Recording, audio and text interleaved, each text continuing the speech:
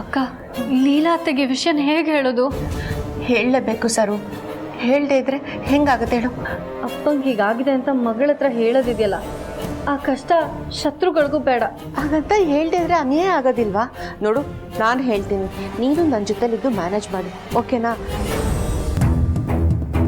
ಲೀಲಾ ಅತ್ತೆ, ಲೀಲಾ ಅತ್ತೆ, ಏನಾಯ್ತು ಸರು? ಅತ್ತೆ, ಒಂದು ಕ್ಷಣ, ನಾನು ಏನು ಹೇಳ್ತೀನೋ ಅದನ್ನ ಕೇಳಿ, ಆದರೆ ಏನೂ ರಿಯಾಕ್ಟ್ ಮಾಡಬಾರ್ದು, ಪ್ರಾಮಿಸ್. ನಾನು ಯಾಕೆ ರಿಯಾಕ್ಟ್ ಮಾಡಲಿ? ನೀವೇನು ಹೇಳಿದ್ರು ನಾನು ಅದನ್ನ ಕೇಳಿಸ್ಕೊತೀನಿ. ಇತ್ತೀಚೆಗೆ ಅದೆಂಥ ವಿಷಯ ಬಂದರೂ ಅದನ್ನು ತಡ್ಕೊಳ್ಳೋ ಶಕ್ತಿ ನನಗೆ ಬಂದಿದೆ. ಶಕ್ತಿ ಏನೋ ಬಂದಿದೆ, ಆದರೆ ನಾವು ನಿಮಗೆ ಇವಾಗ ಹೇಳೋ ವಿಷಯ ಕೇಳಿಸ್ಕೊಂಡ್ರೆ ಆಘಾತ ಆಗ್ಬೋದು.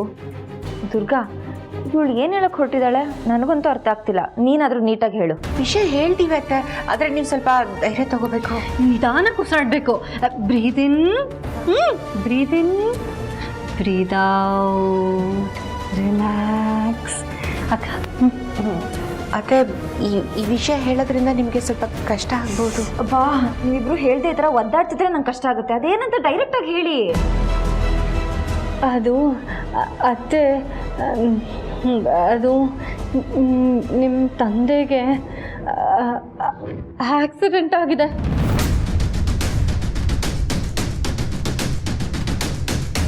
ಹಾಗಂತ ನಿಮಗೆ ಯಾರು ಹೇಳಿದ್ದು? ಈ ವಿಷಯ ನಿಮ್ಗೆ ಹೇಗೆ ಗೊತ್ತಾಯ್ತು? ಬರೀ ಹೇಗಾಯ್ತು ಅಂತ ಅಲ್ಲ ಅತ್ತೆ, ಯಾರು ಮಾಡಿಸಿದ್ದು ಅಂತಲೂ ಗೊತ್ತಾಗಿದೆ. ಯಾರು ಮಾಡಿಸಿದ್ದು ಹೇಳಿ? ಇನ್ಯಾರು? ನಮ್ಮ ಮನೆಗೆ ಬಂದು ಒಕ್ಕರ್ಸ್ಕೊಂಡಿದ್ದಾಳಲ್ಲ, ಪಾಪಿ ಪ್ರಾರ್ಥನಾ. ಥ್ಯಾಂಕ್ ಯು ಸೋ ಮಚ್ ಈ ವಿಷಯ ನಂಗೆ ಹೇಳಿದ್ದಕ್ಕೆ.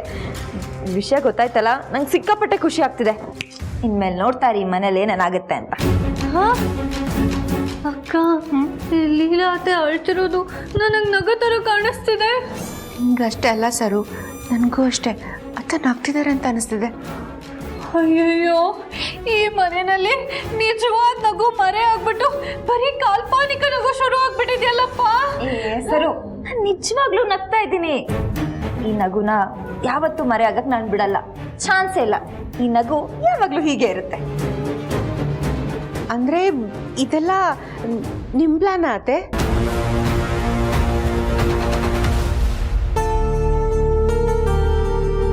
ಹುಷಾರ್ ಅಳಿ ಅಂದ್ರೆ ಬಿಡಿ, ನಾನು ಬರ್ತೀನಿ. ಅವ ಮ್ಯಾನೇಜ್ ಮಾಡೋದಕ್ಕೆ ಇದೇನು ಬ್ರೋಕರ್ ಕೆಲಸನ ಹೇಳಿ? ದೇವ್ರು ಕೊಟ್ಟಿರೋದು 2 ಕಾಲು. ಒಂದು ಕಾಲಿಗೆ ಏಟಾದಾಗ ಹೇಗೆ ಬ್ಯಾಲೆನ್ಸ್ ಮಾಡ್ತೀರಾ? ಸಪೋರ್ಟ್ಗೆ ಯಾರ ಬೇಕೇ ಬೇಕಾಗತ್ತಲ್ಲ. ಯಾಕೆ ತೊಂದರೆ ಅಂತ ಹಾಗಂದೆ. ಮಾವ, ನಿಮ್ಮ ತೊಂದರೆ ತೊಗೊಳಕ್ಕಾಗೋ ಹೋಗಿದ್ರೆ ಖಂಡಿತವಾಗ್ಲೂ ತಗೋತಾ ಇದ್ದೆ. ನಿಮ್ಮ ನೋವು ಸಮಸ್ಯೆ ಎಲ್ಲ ತಗೊಂಡು ಸಾಲ್ವ್ ಮಾಡ್ಬಿಡ್ತಿದ್ದೆ. ಬಟ್ ಆಗಲ್ವಲ್ಲ. ನಾವು ಪ್ರೀತಿಸೋರು ನೋವಲ್ಲಿದ್ದಾಗ ಅವ್ರಿಗೆ ಪ್ರೀತಿ ಕೊಡ್ಬೋದು ಅಷ್ಟೇ. ಅಂಕಲ್, ನಾನು ನಿಮಗೆ ಹೆಲ್ಪ್ ಮಾಡ್ತೀನಿ. ಸರು, ಸಾರಿ ಅಜಯ್. ನೋವಲ್ಲಿದ್ದವ್ರನ್ನ ಹೀಗೆ ನೋಡ್ಕೊಡ್ದು. ಗೊತ್ತಾಗ್ಲಿಲ್ಲ, ಸಾರಿ. ನೋವಾಯ್ತಮ್ಮವ, ಐ ಆಮ್ ರಿಯಲಿ ಸಾರಿ.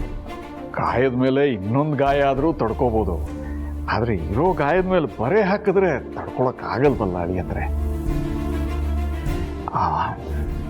ಅಮ್ಮ, ನಂತರ ನೀರು ಹಿಡ್ಕೊಮ್ಮ.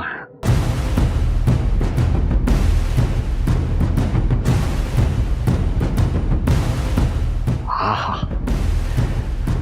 ಅಳಿ ಅಂದರೆ ಈ ಕೈಯಲ್ಲಿ ಜಾದು ಜಾದು ಇದೆ. ಅವ ಬರೀ ಕೈಯಲ್ಲ, ಅಂತರನ ಮಾತು, ಮನಸ್ಸು, ಪ್ರೀತಿ ಎಲ್ಲದರಲ್ಲೂ ಜಾದು ಇದೆ.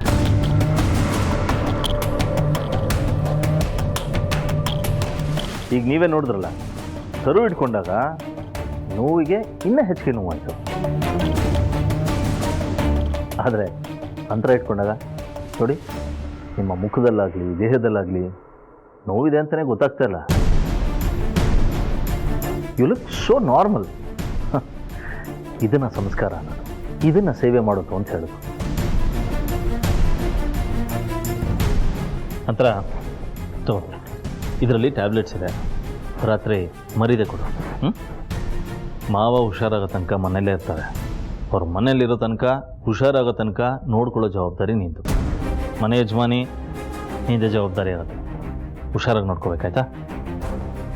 ರಿಲ್ಯಾಕ್ಸ್ ಮಾಡಿ.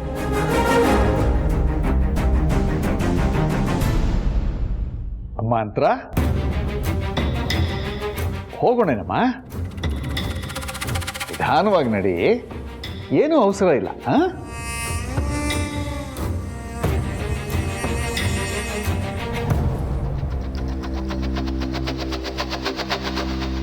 ಏನೋ ಉಲ್ಟಾ ಹೊಡಿತಿದ್ಯಲ್ಲ.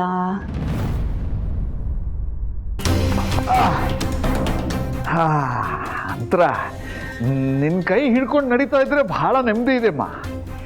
ಏನಿದು ಹೊಸ ನಾಟಕ? ಕೈ ಕಾಲು ಮುರ್ಕೊಂಡು ಕೂತಿರುವಾಗ ನಾಟಕ ಆಡೋಕ್ಕಾಗತ್ತೇನಮ್ಮ? ನಿನ್ನ ನೋವು ನನಗೆ ಅರ್ಥ ಆಗುತ್ತೆ, ನನ್ನ ನೋವು ನೀನು ಹಾಗೆ ಅರ್ಥ ಮಾಡ್ಕೊ. ಇಲ್ಲೇ ಕೂರ್ಸಮ್ಮ, ಇಲ್ಲೇ ಕೂರ್ಸು. ಹಾಂ ಅಂಕಲ್, ಕರೆಕ್ಟಾಗಿ ಹೇಳಿ ಏನಾಯ್ತು ಅಂತ. ಅಪ್ಪ ಏನಿದೆಲ್ಲ ಹೇಗಾಯ್ತು? ಅದೇನು ದೊಡ್ಡ ಕಥೆ ಅಂತ ಹೇಳಕ್ಕಾಗಲ್ಲಮ್ಮ, ಚಿಕ್ಕ ಕಥೆನೇ.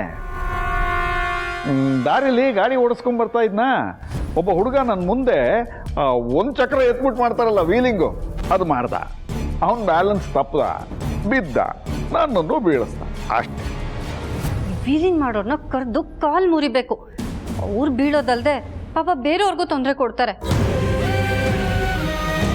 ಓ ಇಲ್ಲಮ್ಮ, ಸಮಾಧಾನ ಮಾಡ್ಕೋ. ಹೆಲ್ಮೆಟ್ ಹಾಕ್ಕೊಂಡಿದ್ದೆ, ಪುಣ್ಯ. ಇಲ್ಲದೆ ಇದ್ರೆ ತಲೆಗೆ ಏಟಾಗಿ ಹೋಗೇ ಬಿಡ್ತಿದ್ನೋ ಏನೋ. ಅಪ್ಪ ಬಿಡ್ತು ಅನ್ನು, ನಿನ್ಗೇನು ಆಗಲ್ಲ.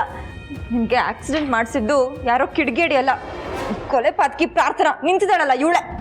ಓ ಗೊತ್ತಾಗೋಯ್ತಾ?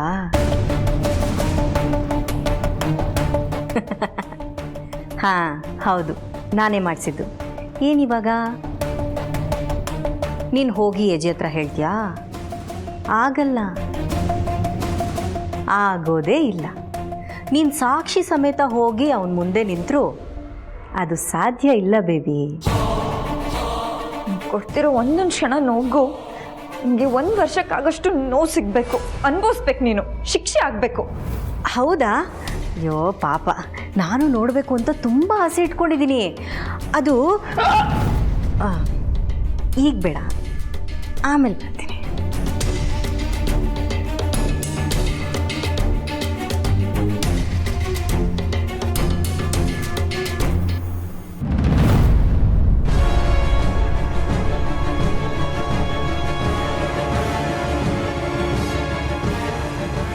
ನನ್ನ ಹತ್ರನೇ ನಾಟಕ ಆಡ್ತೀಯ?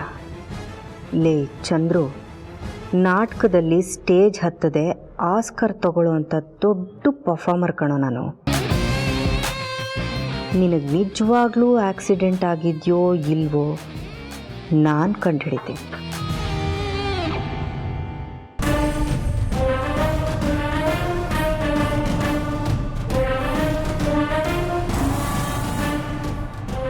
ಇವಾಗ ಟೆಸ್ಟಿಂಗ್ ಕಾರ್ಯಕ್ರಮನ ಶುರು ಮಾಡೋಣ.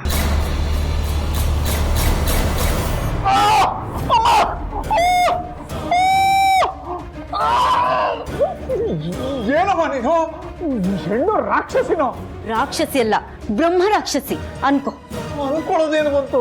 ಅದೇ ನೀನು ದೇವ್ರೇ ನಿನ್ನ ರೂಪದಲ್ಲಿ ಬಂದ್ರು ನಿನ್ನ ನಡವಳಿಕೆಯಿಂದ ಗೊತ್ತಾಗ್ಬಿಡುತ್ತೆ ನೀನು ಬ್ರಹ್ಮ ರಾಕ್ಷಸಿನೇ ಅಂತ. ನನ್ನ ಬಣ್ಣನ ಬಯಲು ಮಾಡೋಕೆ ಈ ಮನೇಲಿ ತುಂಬಾ ಜನ ತುಂಬಾ ಥರ ತುಂಬಾ ಸಲ ಪ್ರಯತ್ನ ಪಟ್ರು, ಆಗ್ಲಿಲ್ಲ. ಅಂಥದ್ರಲ್ಲಿ ನೀನೇನೋ ಮಾಡ್ತೀಯ ಮುದ್ಕ. ನಾನು ಏನು ಬೇಕಾದರೂ ಮಾಡಬಲ್ಲೆ, ಆದರೆ ನಿನಗೆ ಹೇಳಲ್ಲ ಅಷ್ಟೇ. ಅಂದ್ರೆ ಅಂದ್ರೆ ಏನ್ ಪ್ಲಾನ್ ಮಾಡ್ಕೊಂಡಿದ್ಯಾ? ಬಿಡು, ಬಾಯ್ ಬಿಡು. ಬಾಯಿ ಬಿಟ್ರೆ ಬ್ರಹ್ಮಾಂಡನೇ ಕಾಣುತ್ತೆ. ಅದಕ್ಕೆ ತಾಯಿ ಯಶೋದಂಗೂ ತೋರಿಸ್ಲಿಲ್ಲ, ಇನ್ನು ನಿನಗೆ ತೋರಿಸ್ತೀನ, ಆದ್ಮೇಲೆ ಗೊತ್ತಾಗ್ಬೇಕು. ಯಾಕೋ ಮಿತಿ ಮೀರ್ತಿದ್ದಾನೆ, ಬಿಟ್ರೆ ನನ್ ಬುಡಕ್ಕೆ ಬರ್ತಾನೆ. ಏಯ್ ಮುದ್ಕ, ಈಗ ಹೇಳ್ತೀಯೋ ಇಲ್ವೋ? ನೋಡು, ಹೆಣ್ಣಿನ ಥರ ಮಾತಾಡಿದ್ರೆ ಸರಿ, ಇಲ್ಲದೆ ಇದ್ರೆ 2 ಹೆಣ್ಣು ಮಕ್ಕಳ ಅಪ್ಪ ಅಂತಾನೂ ನೆನ್ಪಿಟ್ಕೊಳ್ಳದೆ ಆ ಥರ ಮಾತಾಡಬೇಕಾಗುತ್ತೆ. ಹುಷಾರ್. ನಿಮ್ಮನ್ನೆಲ್ಲ ನನ್ನ ಕಂಟ್ರೋಲಿಗೆ ತಗೊಂಡು ನನ್ನ ತಾಳಕ್ಕೆ ಕುಣಿಸ್ತಾ ಇದ್ದೀನಿ, ಅಂಥದ್ರಲ್ಲಿ ನನ್ನನ್ನೇ ಹುಷಾರ್ ಅಂತ್ಯಾ? ನೀನು ಇನ್ನೇನೋ ಪ್ಲಾನ್ ಮಾಡಿ ನನ್ನ ದಾರಿಗೆ ಅಡ್ಡ ಬರೋಕ್ ಮುಂಚೆ ನಿನ್ನ ದಾರಿನ ಕ್ಲಿಯರ್ ಮಾಡ್ತೀನಿ.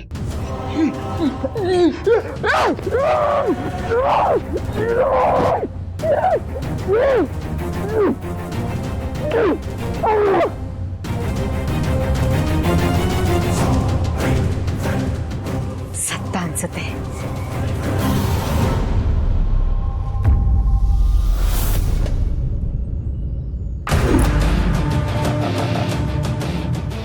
ಪುಷ್ಪ ಅನ್ಕೊಂಡ್ಯಾ? ಈ ಪ್ರಪಂಚದಲ್ಲಿ ಪಾಪಿ ಮಾತ್ರ ಚಿರಾಯು ಅಲ್ಲ, ನಿನ್ನಂತವ್ರು ಮುಖವಾಡ ಕಳ್ಸಕ್ ಬಂದಿರೋ ನಾನು ಚಿರಾಯುನೇ. ನಿನ್ನ ಬಣ್ಣ ಬಯಲಾಗೋವರೆಗೂ ನಾನು ಚಿರಂಜೀವಿನೇ. ಅದು ಕನ್ಸಲ್ಲೂ ಸಾಧ್ಯ ಇಲ್ಲ. ಆದ್ರೆ ನಿಜ ಜೀವನದಲ್ಲಿ ಸಾಧ್ಯ ಇದೆ. ರವಿ ಕಾಣೋದನ್ನ ಕವಿ ಕಂಡ, ಕವಿ ಕಾಣೋದನ್ನ ಕ್ಯಾಮರಾ ಕಂಡ್ತು ಅಂತಾರೆ. ನೀನು ಇಷ್ಟೊತ್ತು ಮಾತಾಡಿದ್ದು ಮಾಡಿದ್ದು ಎಲ್ಲ ಕ್ಯಾಮ್ರಾದಲ್ಲಿ ರೆಕಾರ್ಡ್ ಆಗಿದೆ.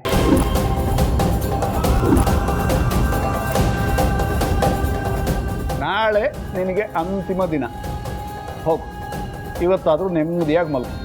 ಹೋಗಮ್ಮ. ಅಂಕಲ್ ಅಂಕಲ್ ಪ್ಲೀಸ್ ನಿಮ್ಮ ಕಾಲಿಗೆ ಬೀಳ್ತೀನಿ ಪ್ಲೀಸ್. ಆ ವಿಡಿಯೋ ಡಿಲೀಟ್ ಮಾಡ್ಬಿಡಿ ಅಂಕಲ್ ಪ್ಲೀಸ್ ಪ್ಲೀಸ್. ಮುಟ್ಬೇಡ ನನ್ನ. ಇಷ್ಟುವರೆಗೂ ಮುದುಕ ಅಂದ್ಬಿಟ್ಟು ಇವಾಗ ಅಂಕಲ್ ಅಂತೀಯ.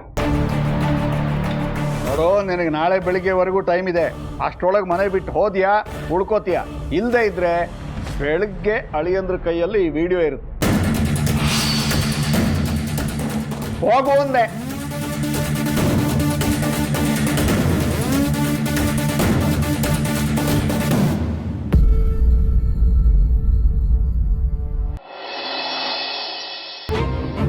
ಹೇಗೋ ಬಣ್ಣ ಧೈರ್ಯ ಮಾಡಿ ಉಳ್ಕೊಂಡಿದ್ದೀನಿ.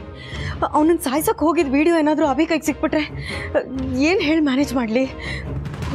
ಹಲೋ, ಹೊರಗಡೆ ಬಾಗ್ಲು ಗೊತ್ತಾಗದೆ ಬಾಲ್ಕನಿಯಿಂದ ಧುಮ್ಕಕ್ಕೆ ಅಂತ ಇಲ್ಲಿ ನಿಂತಿದ್ಯಾ? ಸರು ಪ್ಲೀಸ್ ನನ್ನನ್ನು ನನ್ನ ಪಾಡಿಗೆ ಬಿಟ್ಬಿಡು. ಸರು ಸ್ವಲ್ಪನ ಕಟ್ ಮಾಡಿ. ನನ್ನ ಮೇಲೆ ಕೈ ಮಾಡ್ತೀಯಾ ನೀನು? ಭಗವಂತ ಕೈ ಕೊಟ್ಟ ದುಡಿಯೋಕಂತ, ಅದನ್ನ ಯಾಕೆ ಎತ್ತುತ್ತಿ ಹೊಡಿಯೋಕಂತ. ಈ ಹಾಡು ನಿನಗೆ ಅನ್ವಯ ಆಗಲ್ಲ. ನನ್ನ ಮೇಲೆ ಕೈ ಮಾಡ್ತೀಯಾ? ಹಿಂಗೆ ಅಭಿಗೆ ಹೇಳಿ ಮಾಡಿಸ್ತೀನಿ ಇರು. ಅಭಿ ಅಭಿ ಅಭಿ ಅಭಿ ಅಭಿ ಅಭಿ ಅಭಿ ಏನು ಮಂತ್ರ? ಏನಾಯ್ತು? ಯಾಕೆ ನನ್ನ ಮಗನ ಜಪ ಮಾಡ್ತಾ ಇದೀಯಾ? ಎಲ್ಲದಕ್ಕೂ ನೀವೇ ಕಾರಣ. ಆ ಸರುಗೆ ಸಲಿಗೆ ಕೊಟ್ಟು ತಲೆ ಮೇಲೆ ಕೂರಿಸ್ಕೊಂಡಿದ್ದೀರಾ. ಅದಕ್ಕೆ ಇವತ್ತವಳು ನನ್ನ ಮೇಲೆ ಕೈ ಮಾಡ್ತಿದ್ದಾಳೆ. ಸರು ನಿನ್ನ ಮೇಲೆ ಕೈ ಮಾಡಿದ್ಲ? ಎಡಗೈ ಇಲ್ಲ ಬಲ್ಗೈ ಇಲ್ಲ ಅಂದ್ರೆ? ಓಹ್, ನಿಂಗೆ ಹಾಗೆ ಹೇಳಿದ್ರೆ ಗೊತ್ತಾಗೋದಿಲ್ಲ. ಇರು ತೋರಿಸ್ತೀನಿ. ಈಗ ಈಗ ಗೊತ್ತಾಯ್ತು, ನನಗೆ ಚೆನ್ನಾಗಿ ಗೊತ್ತಾಯ್ತು. ಅಭಿ ಅಭಿ ನೋಡ್ತೀನಿ ಬತ್ತಿಯವ್ರಿಗೆ. ಥ್ಯಾಂಕ್ಸ್.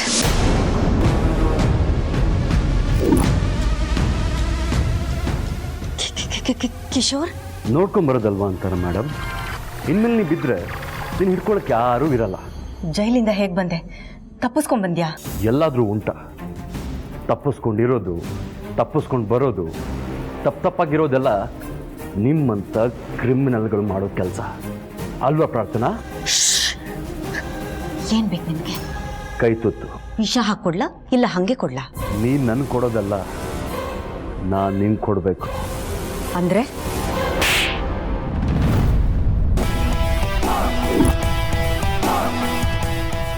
ಕಾಯ್ತತ್ತು ಬಿಸಿ ಬಿಸಿಯಾಗಿರ್ಬೇಕಲ್ವಾ? ದುರ್ಗಾ, ಕಿಶೋರ್ ನಿಮ್ ಕೈ ಗಲೀಜ್ ಮಾಡ್ಕೊಳ್ತೀರಾ? ನಿಮ್ ಪರವಾಗಿ ನಾನ್ ಕೊಡ್ತೀನಿ. ನಿಮ್ಗೆಲ್ಲ ಇವತ್ತು ಗ್ರಾಚಾರ ಬಿಡಿಸ್ತೀನಿ. ಅಭಿ ಅಭಿ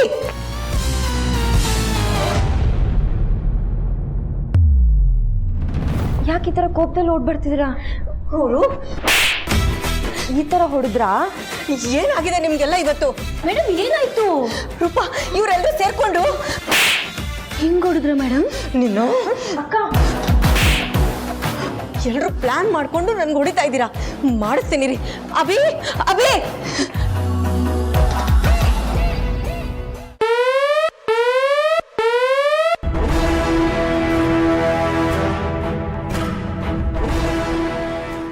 ದುರ್ಗಾ, ನೀನು ಅಂತರನ್ನು ಹೊಡೆದೀಯ?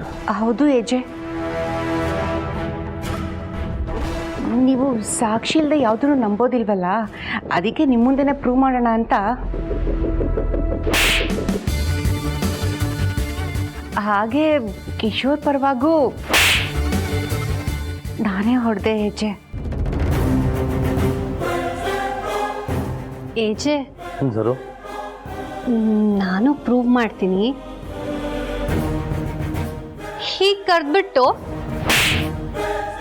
ಹೀಗೆ ಹೊಡೆದೆ. ಸರ್, ನಾನು ಪ್ರೂವ್ ಮಾಡಬೇಕು.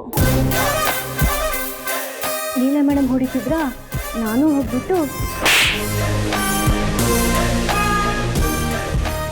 ಇಲ್ಲ, ನೀನು ಹೊಡೆದಿಯ? ಅಕ್ಕ ಅಕ್ಕ ಅಂತಿದ್ದೆ. ಹೌದು ರೀ, ಅಕ್ಕ ಅಂತ ಹೇಳಿಬಿಟ್ಟೆ ಹೀಗೆ ಹಿಡ್ಕೊಂಡು ಹೀಗೆ ಹೊಡೆದೆ. ಏನಾಗಿದೆ ನಿಮಗೆಲ್ಲ? ಅಮ್ಮ ಒಬ್ರು ಬಿಟ್ಟು ಎಲ್ಲರೂ ಕೈ ಮಾಡಿದೆ. ಸುಮ್ಮನೆ ಬಿಡಲ್ಲ ನಿಮ್ಮನ್ನೆಲ್ಲ. ಇಲ್ಲ ಅಭಿ, ಅಮ್ಮನೂ ಹೊಡೆದ್ರು. ಅಮ್ಮ ಹೌದು ರಾಮ್, ಇಷ್ಟೆಲ್ಲ ನಡೆದ್ಮೇಲೆ ಸತ್ಯ ಒಪ್ಕೊಳ್ದೆ ಹೇಗಿರಲಿ?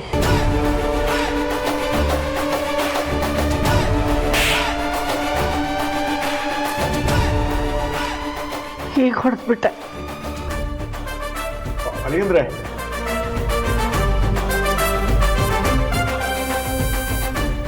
ನನ್ನ ಮಗಳ ಜೀವನ ಸರಿಯಾಗಬೇಕು ಅಂತ ನಾನು ಈ ಹೆಣ್ಮಗಳ ಮೇಲೆ ಕೈ ಎತ್ತಿದ್ದೆ.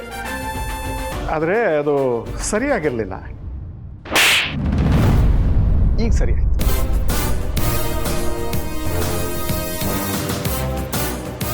ನೋಡು ಅಭಿ, ನೋಡು ಎಲ್ಲರೂ ಹೊಡೆದು ಹೇಗೆ ಹೋಗ್ತಿದ್ದಾರೆ ಅಂತ. ಯಾರನ್ನು ಸುಮ್ಮನೆ ಬಿಡಬೇಡ. ಕರೆಕ್ಟ್. ಇವರೆಲ್ಲ ನಿನ್ನ ಮೇಲೆ ಕೈ ಮಾಡಿದ್ದಾರೆ ಅಂದಮೇಲೆ ನಾನು ಇವ್ರಿಗೆಲ್ಲ ಹೊಡಿಲೇಬೇಕು ಅಲ್ವಾ ಪ್ರಾರ್ಥನಾ?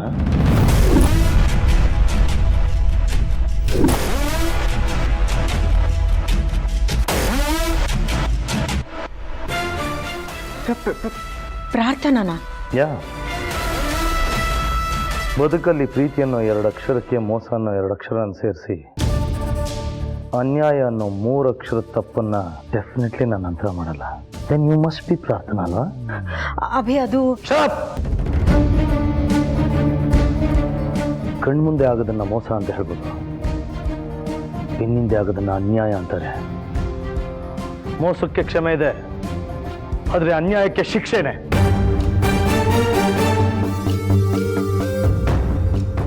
ಸಾವಿರ ಜನ 1000 ಥರ ಮಾತಾಡಿದ್ರು. Age is perfect. ಅವನಿಗೆ ಮನೇಲಿ ನಡೀತಾ ಇರೋ ಅನ್ಯಾಯ ಕಾಣಿಸ್ತಾ ಇಲ್ವಾ ಅಂತ? ಡೆಫಿನೆಟ್ಲಿ ಕಾಣಿಸ್ತಾ ಇತ್ತು. ಸಂಸಾರ ಅನ್ನೋ ಲೆಕ್ಕಾಚಾರದಲ್ಲಿ ಬಿಟ್ಟು ಹಿಡಿಬೇಕು ಅಂತ ಸುಮ್ಮನೆ ಇದ್ದೆ.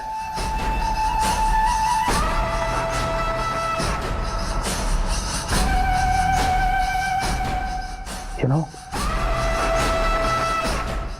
ನೀನು ಬಂದಾಗ ಕಳೆದೋಗಿರೋ ನನ್ನ ಪ್ರೀತಿಯ ಅಂತ ಬಂದು ಅಂತ ಖುಷಿಯಾಗಿದ್ದೆ. ಹೋಗ್ತಾ ಹೋಗ್ತಾ ನನ್ನ ಅಂತರ ಜೊತೆ ಇದ್ದ ಕಂಫರ್ಟು ನಿನ್ನ ಜೊತೆ ಸಿಗ್ತಾ ಇರಲಿಲ್ಲ ನನಗೆ.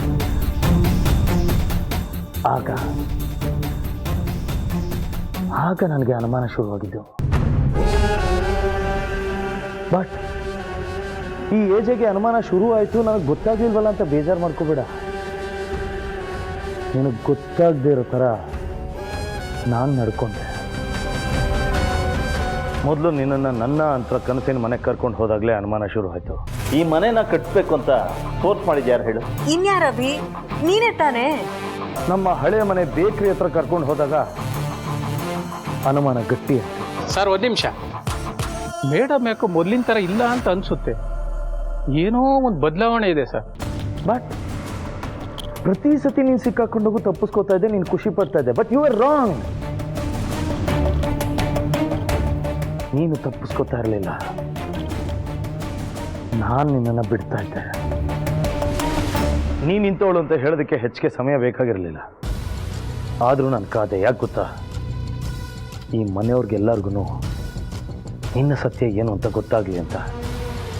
ಇವತ್ತು ನೋಡು, ನೀನು ಒಬ್ಬಳೇ ನಿಂತಿದ್ಯಾ, ಮಿಕ್ಕವರೆಲ್ಲ ಒಂದು ಕಡೆ ನಿಂತಿದ್ದಾರೆ.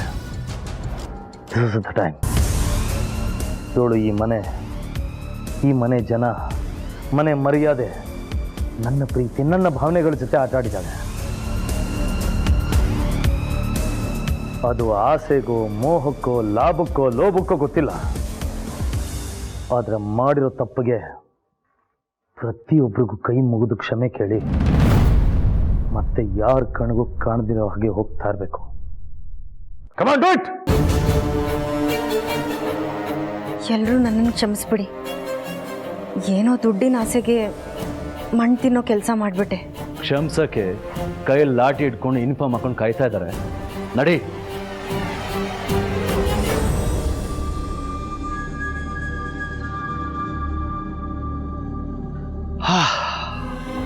ಅಂತೂ ಯಾವತ್ತಪ್ಪ ಇದೆಲ್ಲ ಮುಗಿಯುತ್ತೆ ಅಂತ ಅನ್ಕೊಂಡು ಕ್ಷಣ ಬಂತೇ ಬಿಡ್ತು. ಅಳಿಯಂದ್ರೆ ಏನಾದರೂ ಕಳ್ಕೊಂಡ್ರೆ ದೇವರು ಅದನ್ನ ಇನ್ನೊಂದು ರೂಪದಲ್ಲಿ ಕೊಡ್ತಾನೆ ಅನ್ನೋದಕ್ಕೆ ನೀವೇ ಸಾಕ್ಷಿ. ಅಂತರನ್ ಪ್ರೀತಿನ ಕಳ್ಕೊಂಡಿದ್ದೀರಿ ಅಂತ ಅನ್ಕೊಂಡ್ರೆ ನನ್ನ ಮಗಳ ಪ್ರೀತಿ ರೂಪದಲ್ಲಿ ಅದನ್ನ ವಾಪಸ್ ಕೊಟ್ಟ. ನನ್ನ ಮಗಳು ನೀವು ಅವಳನ್ನ ಯಾವಾಗ ಒಪ್ಕೋತಿರೋ ಅಂತ ಕಾಯ್ತಾ ಇದ್ದಾಳೆ. ಹಾಗೇನಿಲ್ಲ ರೀ, ನೀವು ಒಪ್ಕೊಳ್ಳೋವರೆಗೂ ನಾನು ಕಾಯ್ತಾನೆ ಇರ್ತೀನಿ. ಅದು ಮುಂದಿನ ಜನ್ಮ ಆದರೂ ಓಕೆ, ನೋ ಪ್ರಾಬ್ಲಮ್. ಯಾಕೆ ಈ ಜನ್ಮಕ್ಕೆ ಸಾಕೋಗಿದ್ದೀನಾ? ಯಾವಾಗಲೂ ಪರ್ಫೆಕ್ಟ್ ಅಂತಿದ್ದಿದ್ದು ನನ್ನ ಮಗ ಜೀವನದಲ್ಲಿ ನಗುನು ಮುಖ್ಯ ಅನ್ನೋದನ್ನು ಅರ್ಥ ಮಾಡ್ಕೊಂಡ. ಎಡವಟ್ಟಾಗಿರ್ಲಿಲ್ಲ, ಜೀವನದಲ್ಲಿ ಗಂಭೀರವಾಗಿರೋದು ಮುಖ್ಯ ಅಂತ ಅರ್ಥ ಮಾಡ್ಕೊಂಡ್ಳು. ಹಾಗಾಗಿ ಸುಖ ಸಂಸಾರದ ಸುಲಭ ಸೂತ್ರ ಅಂದರೆ ಒಂದಷ್ಟು ನಗು, ಒಂದಿಷ್ಟು ಜವಾಬ್ದಾರಿ, ಒಂದಿಷ್ಟು ಗಾಂಭೀರ್ಯ. ಅಜ್ಜಿ ಇನ್ನೇನಿದ್ರು ಇವರಿಬ್ರು ಸಂಸಾರ ಶುರು ಮಾಡಬೇಕು. ಮೊದಲು ಮದುವೆ ಆಗಬೇಕು. ನಾನು ಅದಕ್ಕೆ ರೆಡಿ. ನಾನು ರೆಡಿ. ಹಾಗಾದ್ರೆ ಹಿಟ್ಲರ್ ಕಲ್ಯಾಣ